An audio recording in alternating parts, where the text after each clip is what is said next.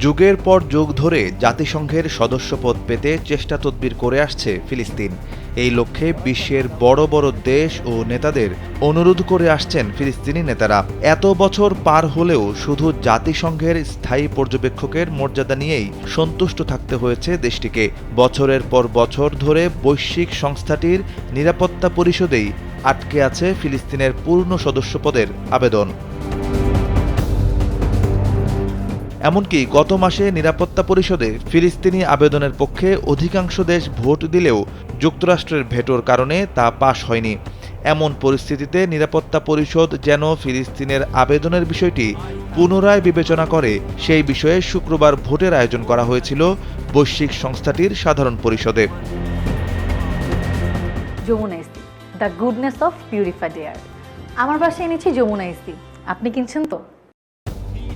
গত মাসে মার্কিন ভেটোর কারণে ফিলিস্তিনি সদস্যপদের আবেদন আটকে যাওয়ার বিষয়টি পুনরায় বিবেচনা করতে নিরাপত্তা পরিষদের কাছে আহ্বান জানিয়ে আয়োজন করা হয়েছিল এই ভোটের। শেষ পর্যন্ত প্রস্তাবটি বিপুল ভোটে পাশ হয়েছে। এর মধ্য দিয়ে জাতিসংঘের পূর্ণ সদস্যপদের জন্য ফিলিস্তিনকে সমর্থন দিল সাধারণ পরিষদ।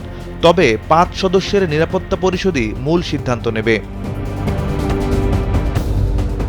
সাধারণ পরিষদের ভোটে জাতিসংঘের ১৯৩টি সদস্য রাষ্ট্রের মধ্যে ফিলিস্তিনের পক্ষে ভোট দিয়েছে ১৪৩টি দেশ, আর বিপক্ষে ভোট দিয়েছে মাত্র ৯টি দেশ। ভোট দানে বিরত ছিল ২৫টি দেশ।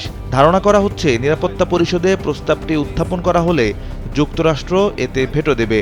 এর আগে গত এপ্রিলেও জাতিসংঘে পূর্ণ সদস্য হওয়ার প্রস্তাবে ফিলিস্তিনকে আটকে দিয়েছিল দেশটি। শুক্রবার সাধারণ পরিষদে ভোটের আগে জাতিসংঘে ফিলিস্তিনি রাষ্ট্রদূত রিয়াদ মনসুর বলেন, আমরা শান্তি চাই, স্বাধীনতা চাই। এই ভোট ফিলিস্তিনের অস্তিত্বের পক্ষে একটি ভোট। এটি কোনো রাষ্ট্রের বিরুদ্ধে নয়, এটি শান্তির জন্য বিনিয়োগ। বিবিসির এক প্রতিবেদনে বলা হয়েছে, বর্তমানে বেশ কয়েকটি ইউরোপীয় দেশ ফিলিস্তিনকে স্বীকৃতি দেওয়ার পরিকল্পনা করছে।